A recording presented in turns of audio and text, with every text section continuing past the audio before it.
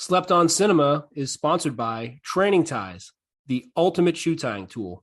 If you know someone who's struggling with shoe tying for any reason, Training Ties is the perfect solution. A tedious waste of time. It was just a nasty, shocking, appalling, lousy excuse for a movie. I expect more from Nic Cage. Like watching incredibly explosive paint dry. Maybe it was better in 3D? Great title. Shame about the movie. It feels like it's straight from cable. Drive Angry is all over the road. The only thing that drives angry is my digestive system after watching this trash. Drive Angry is so wantonly ridiculous, so aggressively stupid, it demands you make fun of it. This is what happens when you give a 13-year-old boy $50 million and ask him to summarize Dante's Inferno without reading it.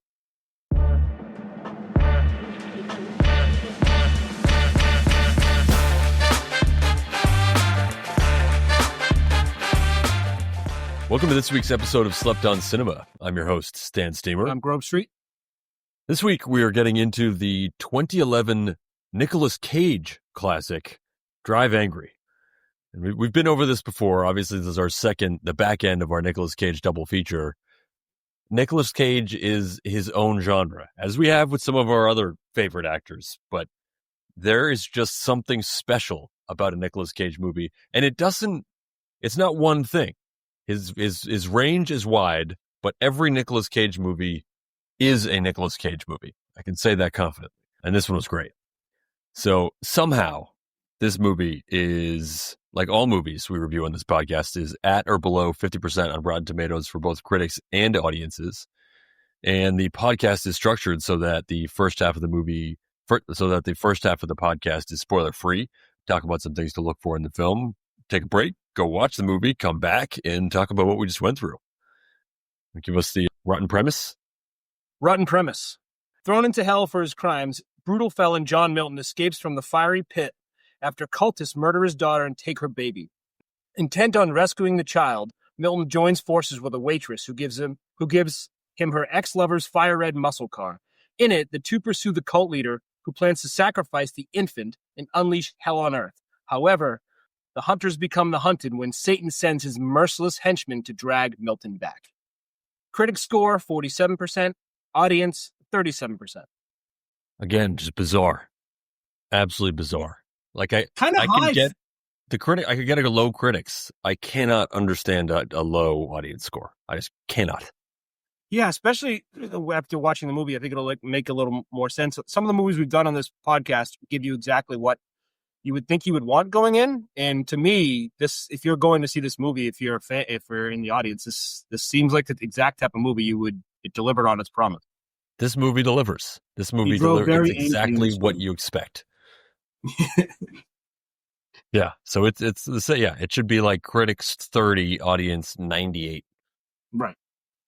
Anyhow, this movie opened February 25th, 2011, and again, shockingly, opened number 9. And that's one of our lower type movies that we've done recently, at least. Took in $5.2 million its opening weekend. Opening week of Hall Pass was number 1. Don't think that movie is really held up. No. Worldwide, took in $41 million on a $50 million budget. So, pre-streaming, pre-DVD did not make a lot of money, I guess, which is also a little bit rare for us. But I want to get into a little bit of background. I think that it's good for people's enjoyment of this and explain what kind of movie this is. Because this is a Grindhouse movie. And this is arguably our first, maybe our second. I don't know what you'd say with Texas Chainsaw. You could argue that's a Grindhouse-esque and Grindhouse elements of it. But this is your straight on 100% Grindhouse flick. And Grindhouse, for listeners that aren't familiar with the term, it's a term that came around in the 1920s or 30s. I think people mostly think of it from the 70s, but started off as movie theaters in America that mainly showed low-budget horror, exploitation, slasher type, and any of those genres films. And they typically just sort of run them back to back. So there's sort of 3 core criteria for a Grindhouse movie theater, which is just a place showing a continuous succession of films, low admission costs, and the films are typically of low artistic merit. Lots of sex, violence, bizarre subject matters, and just, double, triple features. And that was sort of the Grindhouse theater, which really had its heyday in the 70s. I think that's where people mostly think of it for. And it sort of lived for a while in the 70s in urban areas, especially, and then started declining in the 80s and 90s when home video came around. And I think some of those theaters just no longer served or had as much of a purpose. But I think a lot of the Grindhouse came back to the forefront in 2007 with the double feature from Robert Rodriguez and Quentin Tarantino with Death Proof and Planet Terror. I mean, those were super fun movies. I feel like those really brought Grindhouse back to a whole new generation. And I think this is, it's obviously not of the level of those films, but it's certainly in the same lane. And I think that those movies probably opened the door for this type of movie to be made again. And it's just a Grindhouse style film is just, it is exact. You get what you see on film. It's right there for you. You don't have to think about it. It's sort of just for grabbing you and shaking you and like throwing the movie right in your face. And there's something to be said for those type of movies. I think that these type of movies sometimes, I don't know, get dumped on, but they're kind of very few movies as honest as a Grindhouse movie. So I think it's great. I think having a little bit of that background and knowing that's what this is going into it, that it is going to be thrown in your face. It is sort of to be titillating. And it does that. That's awesome info as always. That definitely amps me up to even go watch it again, because I was introduced to the term Grindhouse, just like you said, from that Tarantino, Robert Rodriguez double feature, and kind of missed that window in the 70s, like probably a lot of other people. But that's a great way to put it, is that it's just an honest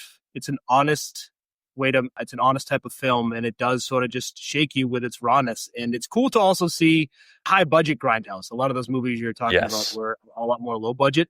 And they even show it like with the Tarantino making it seem like it's, on a reel, the way it was filmed. Mm-hmm. And to get like a high budget 3D Grindhouse movie, we did Hurricane Heist. We talked about like combining genres, and this is definitely a combination of lots of different genres. But at its core, it is certainly don't lose sight of the fact that it is a Grindhouse movie. Yeah. I mean, it's just, these movies are a lot of fun. They're just supposed to be entertainment, and that's what this is. It is pure entertainment. Yeah, I can't wait. I struggled a little bit on this, which is funny for this type of movie. But let's get to BOLOs. Was this a heavy BOLO movie for you? It wasn't. I feel like when there were things that were BOLO, they came in bunches. Like I feel like I'd have some scene where I was like, oh man, there's like 4 things right there. But then I'd go like a half hour with nothing. Yeah, same here. And I thought I was missing things, but okay. Yeah. Cool. All right, I'm going to go first. BOLO, a funny town name. Yep. I will sort of run into that, and BOLO, and you got to wait till the very, very end for this, but just fantastic names of the minor characters. Wait till you get to the credits at the end. It's worth seeing how they describe some of these characters. Nice. BOLO, I didn't know when it came on, but BOLO 3D stuff. Yes. Yeah, very, very reminiscent of Texas Chainsaw 3D. This is our second 3D movie. And I'm going to throw another similarity. This was, I think, probably also a BOLO from Texas Chainsaw. And it's subtle. And I'm sure the fact that it's now in 2 of these movies means something that I don't quite yet understand. But BOLO, a snake in the road. Yeah. It means something. I mean, for it to be in both of these 3D movies, it has to mean something. And I just don't know what it is yet. Even if we can't find out what it is in our movie, let's put a snake in the road and just assume, yes, assume we got it. Yeah, these guys get it. They know what's up. Homage to the 3 movies. BOLO, walking away from an explosion without looking. Such a move. So good. Such a move. I'm going to say BOLO, gratuitous nudity. Yep. I have a question regarding the nudity post-draft. So hold on to that. Exciting. Bolo spitting inside. It's disgusting. That is awful. Bolo, a wig. A man in a wig. You'll Unclear, know. unclear why. Very unclear why. If you're like, is that? Yeah, that's who we're talking about. And that's Yeah. In case you didn't know, they identify him as the wig man in the credits. it's the only way he can be identified. I mean, I guess if you join a satanic cult, you make a lot of bad decisions, and I guess that's one way to show it. Yeah, it's one way. Bolo, awkward hand touching. Yes. Bolo, just watch out for that car door. Bolo, disagreeing about when the next full moon will be. It's confusing. Bolo, this happens right off the bat. Bolo, a narrative introduction. One of my favorite features to start film. So good. I was thinking of you. It was perfect. Bolo, a very cool briefcase. Yep. Yeah. So cool. Bolo, another favorite of ours. Bolo Tom Atkins. Great to see him. So fun seeing him. Bolo, someone's teeth and how they change throughout the movie. Subtle. I like that. Bolo, just wildly swerving cars. So I had dangerous driving, so yeah. Bolo coming out of nowhere. I'm going to say Bolo, and this is several Bolos. Bolo's a series of cars flipping over that become more and more extreme. Bolo, a mugshot of one of the main characters on a wall in the movie. Oh, I like that. Bolo cowboy boots. Have you ever owned a pair of cowboy boots? Nope. I don't think I've even tried any, like even a pair on for a joke or anything. Just no. Yeah. You? I don't know why I did this, but I once on a whim bought a used pair of cowboy boots. Got them. They showed up. I put them around. I wore them for around the block to walk my dog. Yeah. And then was like, I do not want these. And then I sold them. Like that was the only time I ever wore them. I sold them like the next day.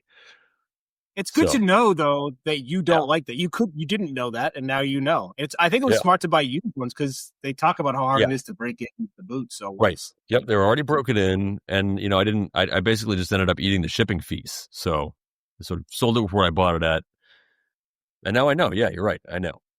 I am so on the opposite side of that.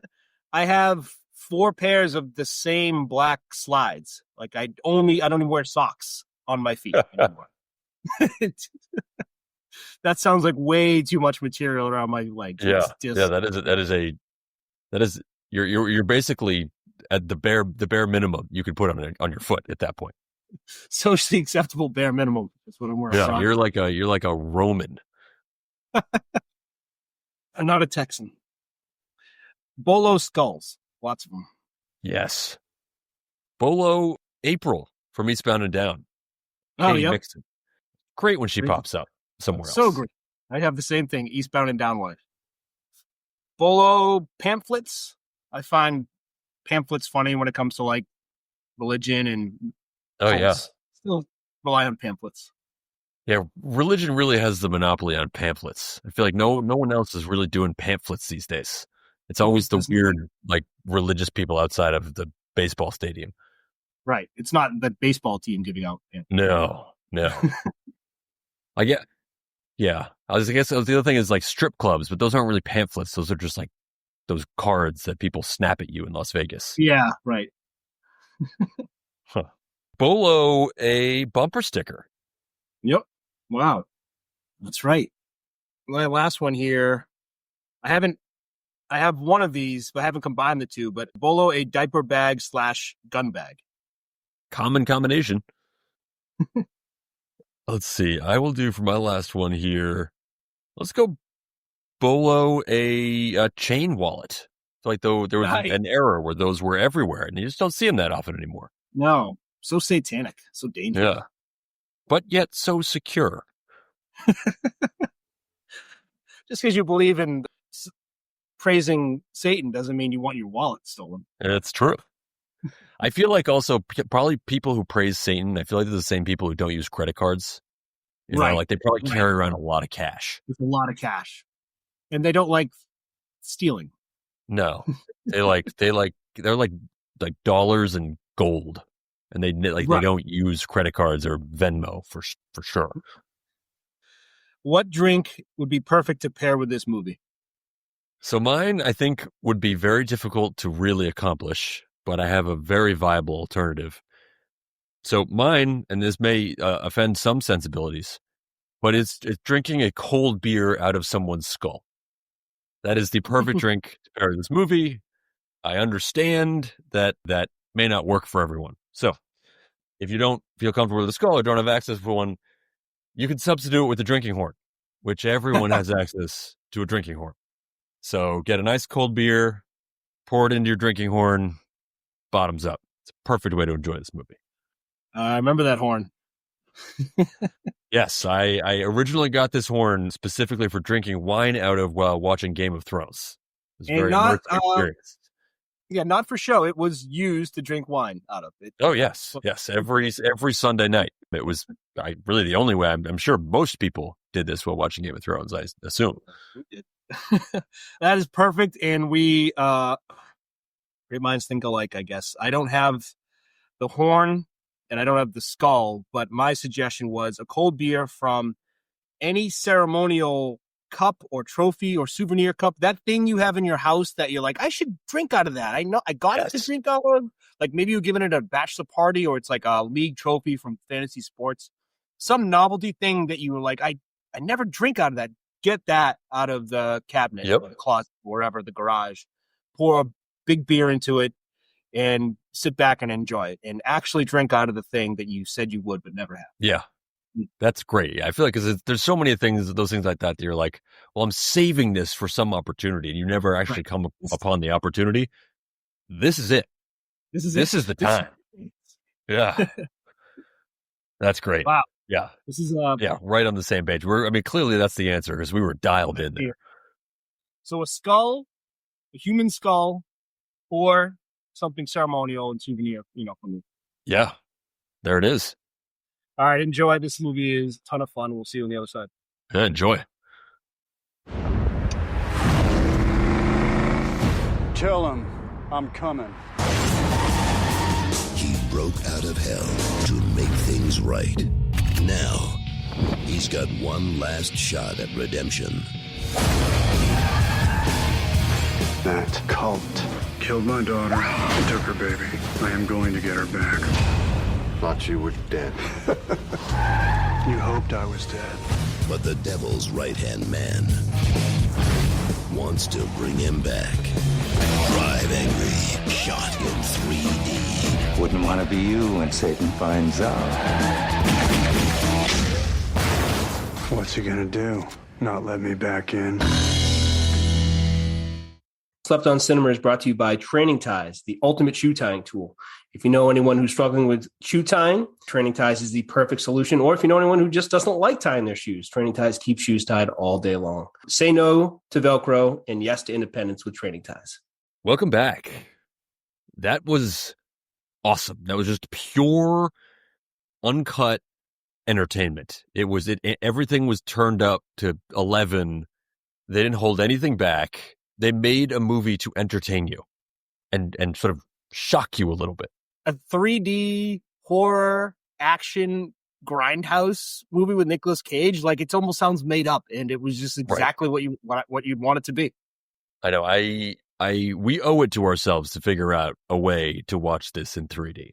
We need to see it in 3D. I mean, this would have been amazing to see it in 3D, especially I feel like the 3D sort of retro nostalgic elements of it too, and the just accentuating certain the extremeness of the action. This is almost the perfect movie for 3D.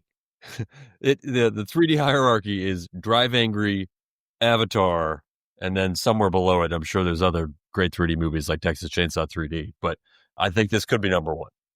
I totally agree. And it would be great to have seen it as intended, because I think sometimes this gets panned out because very few people actually saw this movie in 3D. So when you see some of the effects, some people make fun of it, but because it was intended to see with the glasses on. So of course it looked a little bit silly. So I'd like to see some of those scenes that get made fun of turn into like what it should actually look like, which would be awesome to see. Yeah, we gotta make that happen. I think we gotta figure out a way to do a double feature of 3D Texas Chainsaw 3D, Drive Angry 3D in a theater. All right, let's start working on that. I'm going to make that happen. All right, should we get to the draft?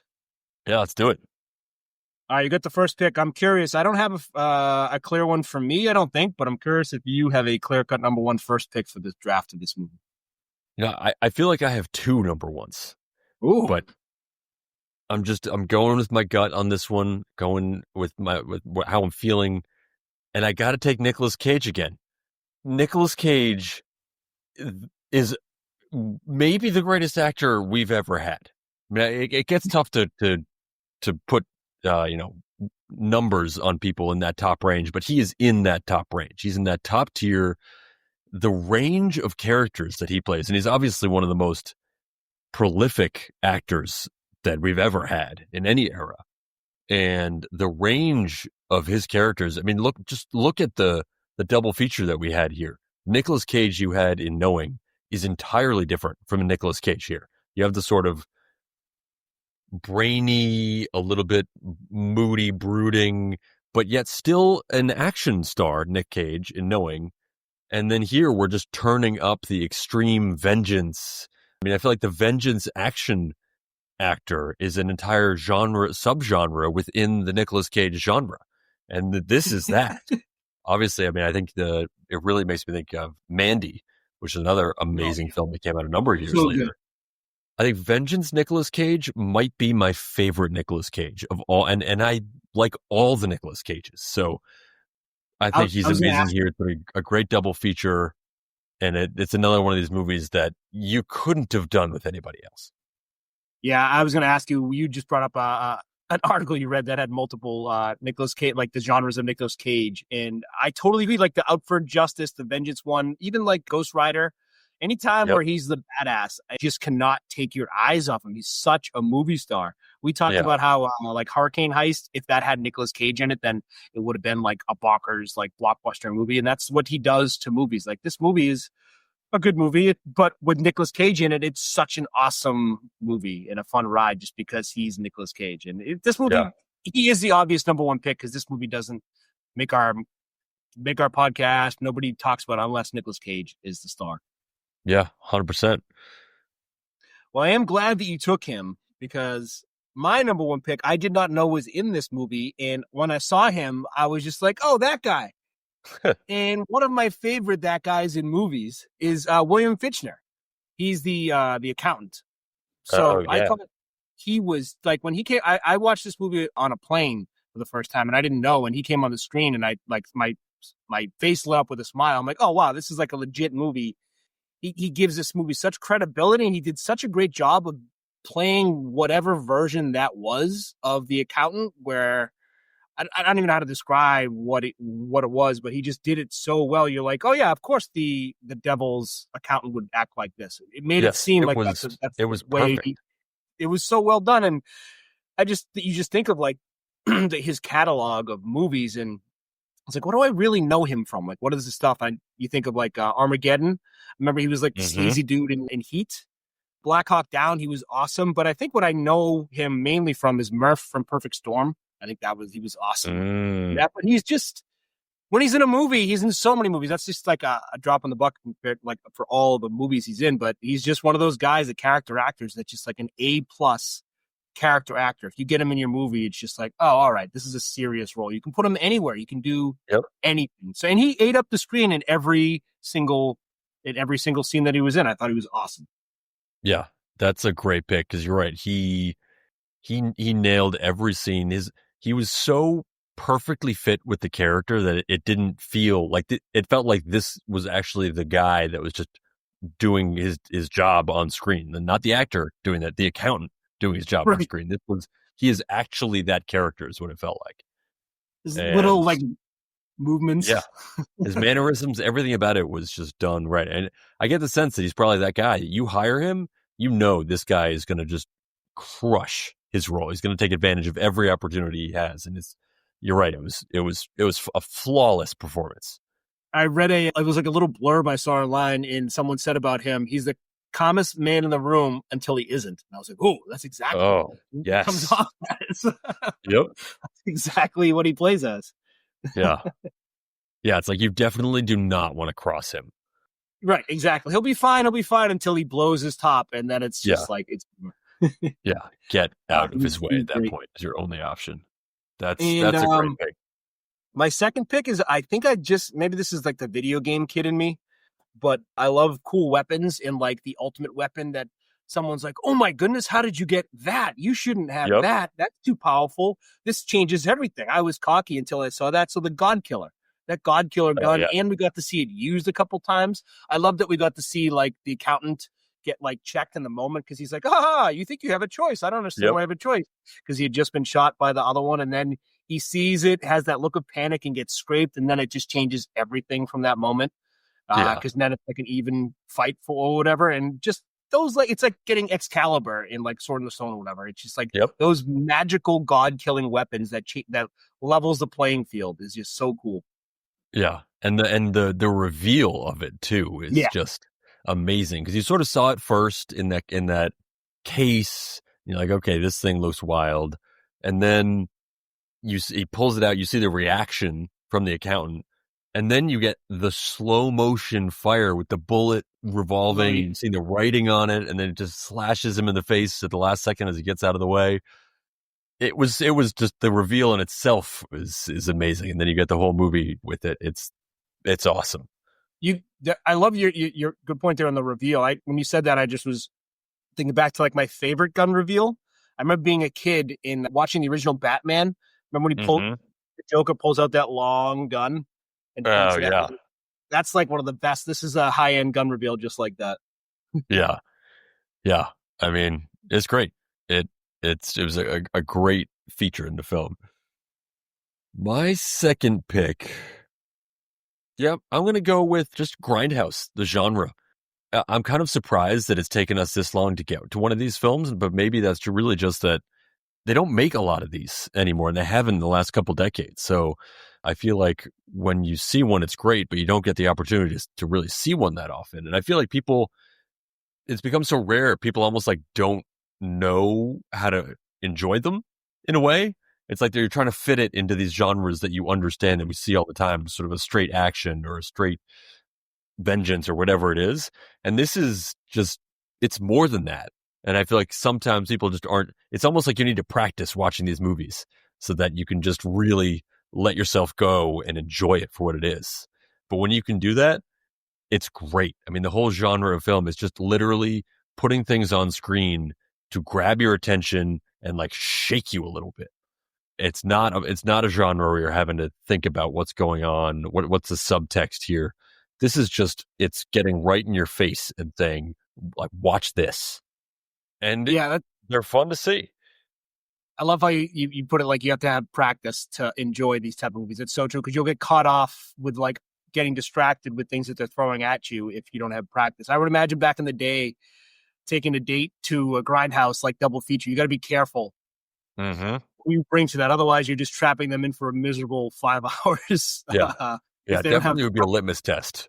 Yeah, exactly. Let's see how we survive this double feature. Yeah. Both sides. But yeah, that's true. You have to be a good film watcher to do this, to really enjoy this, because it does throw a ton at you. And it's weird. It's like, I feel like if it were the 1970s, people would have just been more used to this, and that wouldn't be a thing. This would just be like, people would understand what this is and like how to get the most out of it. But different times. Hopefully it comes back. My third pick, and this is in a similar vein to your second pick of the sort of ultimate weapon, but I just love a great fight scene where there are tons of different weapons and sort of everyone has their own unique weapon. And that fight scene in the hotel or motel where Nicolas Cage is clearly prepared and the whole crew is just running through, this redneck crew with everyone had, there's the machete, there's the guns, there's knives, there's, we end up with like, I don't know if there's a club, there's like a gardening hoe, there's just, it's just one of those great fights where everyone shows up with their own weapon that you can tell they're like excited to use. It definitely makes me think of Anchorman. I feel like the fight scene there is a perfect send up of this, but I love those types of fights and they do a great one here. Machete does a good one when they attack the compound at the end. Mm-hmm. And all the people have like garden hose and like shears and stuff like that. That's a Rodriguez film too. But yeah, I definitely think of Anchorman when it comes to that stuff. And those fight scenes are so much fun. And there was a great kill, I think, in that scene from Piper with the garden hoe to the back of the head. It's amazing. So good. And that was your third pick? Yep. My third pick, I'm going to go with playing on or with religious themes in movies. Always fun. I always enjoy a movie that does that. Maybe it's my Catholic upbringing, but I love having fun with that stuff. Some notable ones in the past. I remember growing up as a kid watching Prophecy with my dad with Christopher Walken. Mm-hmm. Movie. Dogma for comedy. Constantine is one of my favorite movies with obviously Keanu Reeves. End of Days, Arnold.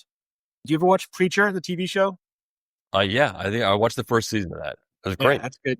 Yeah, so good. And then The Book of Eli is good too. And for comedies, this is the end. Whatever it is, it's when they play around with that stuff. It's just it takes it somewhere else, and it's just fun to see their take on. I mean, you can kind of do everything with it. Everyone's kind of anchored in their own belief when it comes to, hell and heaven and everything else. But they get to everyone's aware of it, so you get to just sort of play around.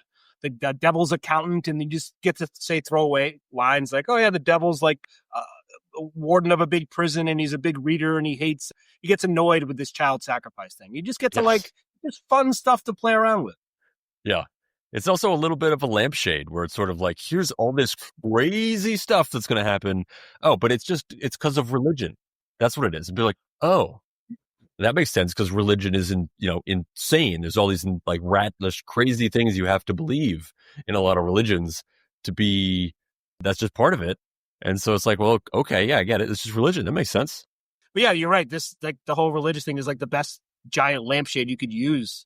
Just whatever happens, it's all under the cloud of this giant lampshade of religion. Yep. And you can do whatever because remember, gods and angels and the devil and stuff. Like, all right, fine. You're right. Yep. You can do whatever you want. Magic coin, FBI wallet. Sure. Sounds, I believe it. Now, sleeper. My sleeper pick, I think Stick was a funny line, but when Piper's leaving, what's his name? Frank? And she's like, you don't think I can find a better man than you in Florida? And he's like, Florida? No. Texas? Maybe. And it was just like a great, just having a little fun in a tense moment. And I just thought that was a great line. Like, no, not in Florida, but yeah, you'll probably find better than me in Texas. Yeah. Yeah. It was great because it inserted that like lightheartedness into this like kind of crazy domestic violence and cheating situation. But then it was like just totally like clear headed and like just like the right line. That's a great pick.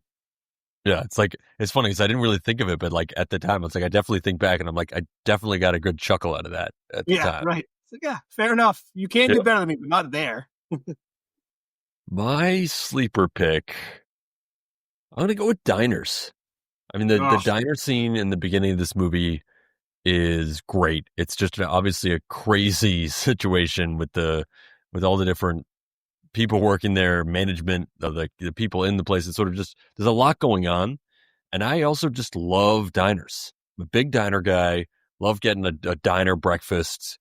That diner looked like it'd be great. It's sort of just, I feel like any kind of middle of nowhere place with everyone that's kind of yapping at each other. I want to go there really badly. Anytime I see a diner on screen, it makes me want to go get some diner food. Like I don't have to go to a diner tomorrow morning. So I just love diners. So I'm going with diners. Dad, you have a lot of, I think, diners ahead of you. Diner dining. Oh, yeah. I mean, diners are already a pretty big fixture. Yeah, I appreciate the aesthetics of a diner and it looks cool, but I tell my wife all the time, if I'm ever out and there's like eggs and home fries on my plate, something's gone wrong. I should be at home. I should be at home for this meal. I don't want to be out for eggs and home fries. But I do enjoy. But if I am there, I like the endless the coffee mugs. They always have great ceramic mugs at those diners.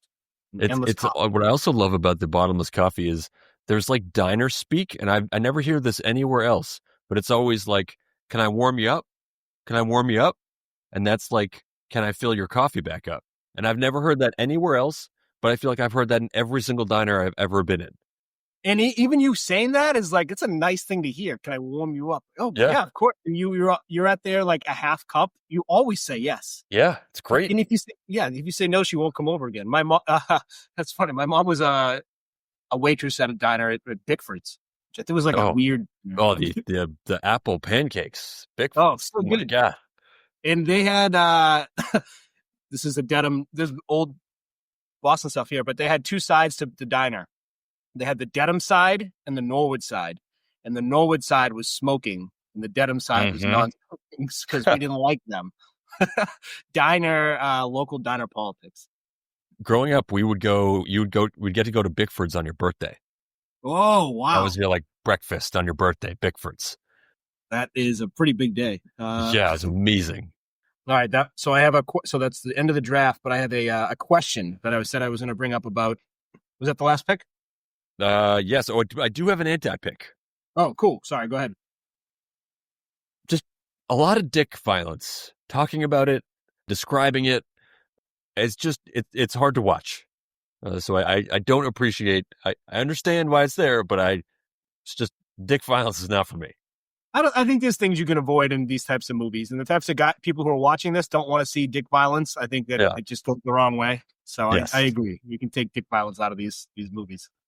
And I understand that that's a double standard, but I just had a visceral reaction to dick violence. Yeah, I couldn't agree more. So my question is, I was watching this movie, the first time I had seen it, on a cross-country flight, and it was nighttime. I had the laptop open. I had it ready, all queued up to watch. Hadn't seen it before. And then, however many minutes in, the sex fight scene came on. Oh, yep.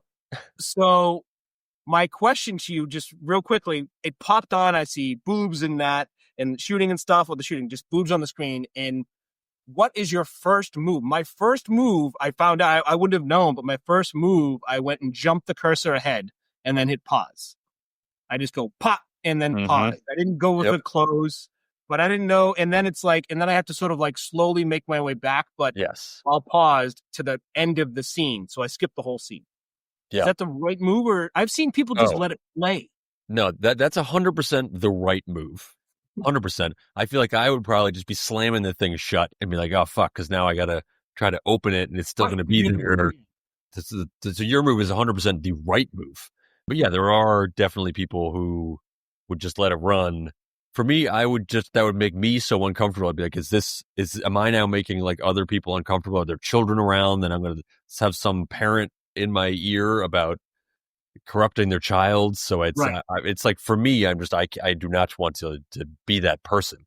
It's like, I totally agree. I jump ahead and then I kind of have that like 2-minute bubble to see if someone touches you on the shoulder to be like, yes, hey, right. You have just ruined everyone's entire future and childhood just from that screen. Yes. All right, cool. So it's, I have seen it in the past where someone has it like play and they just watch the movie. And I think it's the most insane thing I've ever seen. Yeah. It does feel like it should come standard on screens, those like privacy screens where like only you can see it. You never need a wide field of vision for your phone. Like that should just be standard. Straight on is all you need. Yeah. Superlative for the movie. Favorite way someone is killed. There are a lot to choose from because there are just some of the kills in this movie as like is appropriate for the genre are just bananas. So lots to choose from. And I'm sort of torn between two, but I think I'm going to go in, and they both come from the same big fight in the motel. But my pick is going to be when it's Nicolas Cage's last bullet and he shoots the guy coming at him with a machete in the hand, and then the machete spikes the guy right in the brain. I've never seen that before. It was amazing. It was another one of those that just you got to chuckle out of it. It was just awesome. There's nothing else to say. That was just an amazing kill shot. That was definitely on my list. I'm glad that I got some shine. That was good. This isn't it, but right when the movie started and he just like blew that guy's hand off, it was so exciting to be like, nice. It's going to be one of these. Okay, cool. They just got it out of the way. And the guy's leg is just like in pieces on the ground. Yeah. So, I love that too. I'm glad you brought that up because it was just right off the bat. You're like, this is Grindhouse.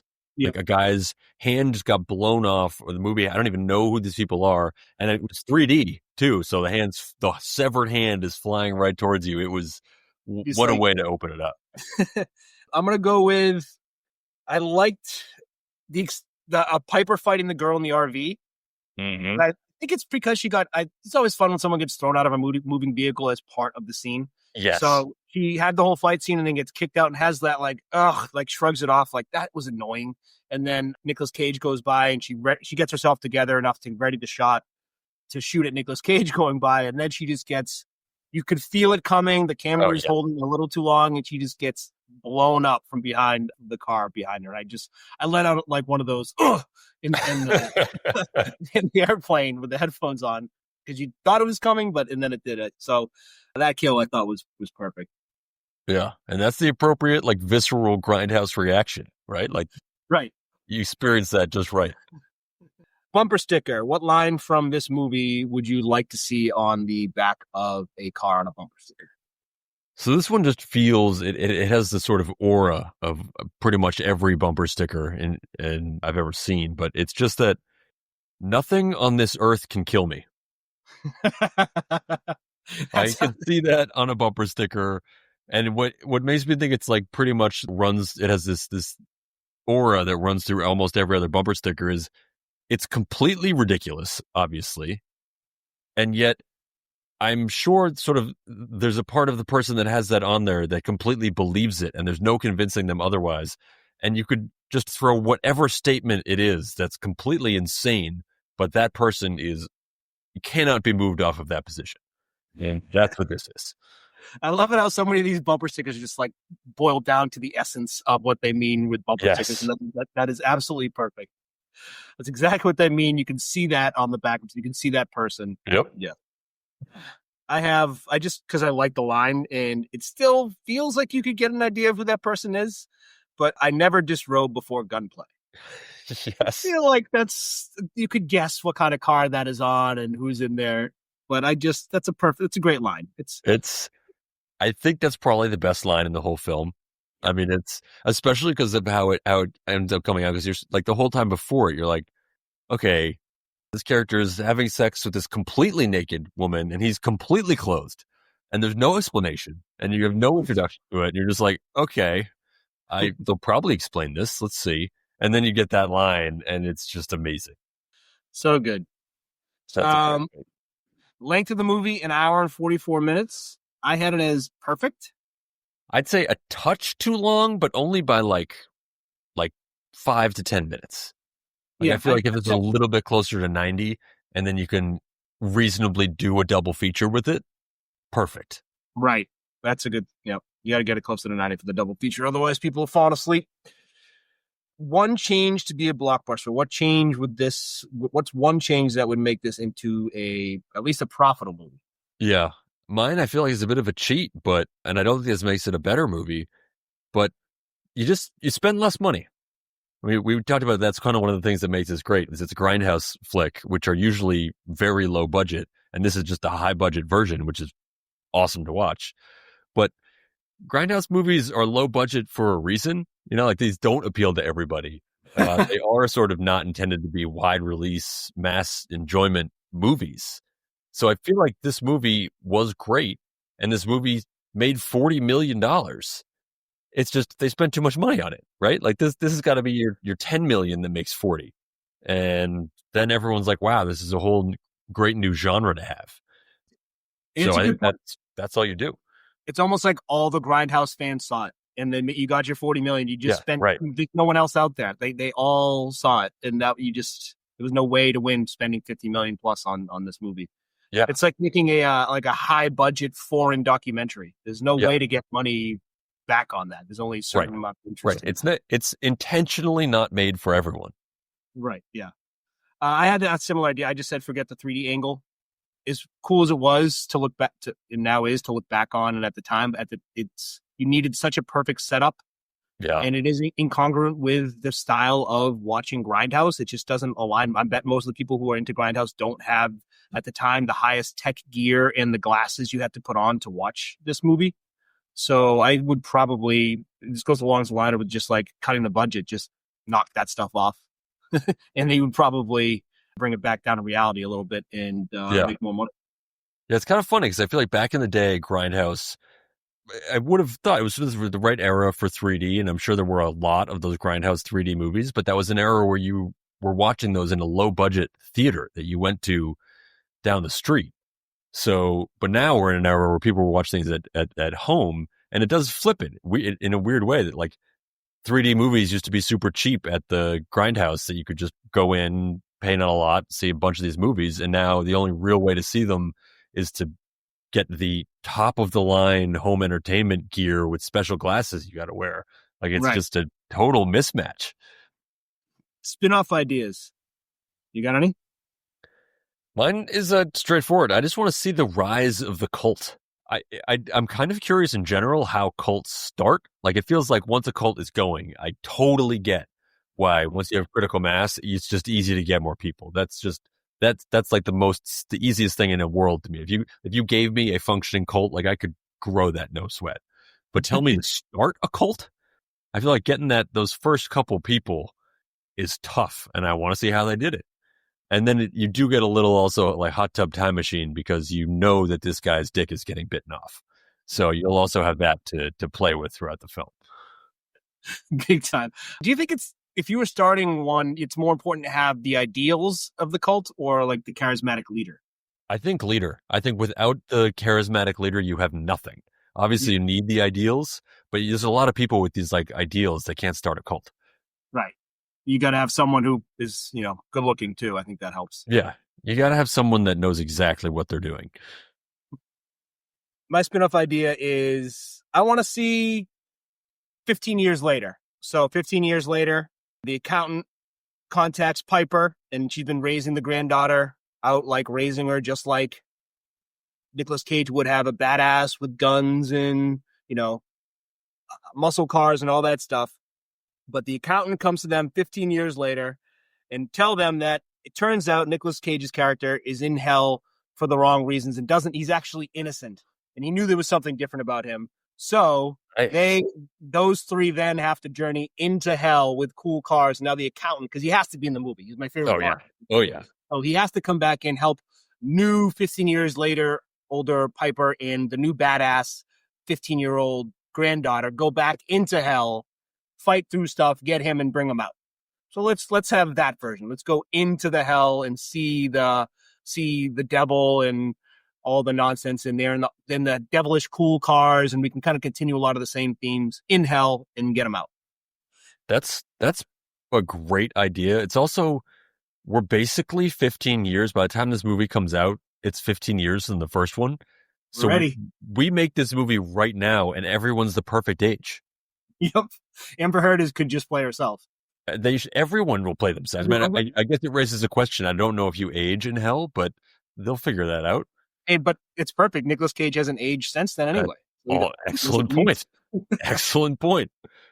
So this, I'm good. I assume this is in production already. It has to be. It's now 15 years later, I think, right? Yeah. I can't wait to see this. This is like what? Maybe June 26th this comes out? Yeah, perfect. Hopefully they've cut the budget a bit. Yeah. Final segment, tying up loose ends, sponsored by Training Ties. Is there anything we didn't get to? I have one thing. Go ahead. I love the idea of like deities or whatever, trivializing the stuff on Earth that they hear is about them. So like the accountant heard from Jonah, or Jonah had said something about a pact with the devil, and the accountant's like, who knows him, it's his like right-hand man being like, pact, huh? Funny, he never mentioned you. Like, you are nothing to him. You're doing all of this. He doesn't even care. Stop it. Like, whatever you're trying to do, he doesn't even notice you, and he finds this annoying. I just like that sort of stuff, that to tell you that, like, stop, like, God is you're very much beneath God or the devil, whatever you think you're doing. Yeah. I loved that line about how the devil was just annoyed by people who sacrifice kids in his honor. It's just like, nobody here knows what they're doing.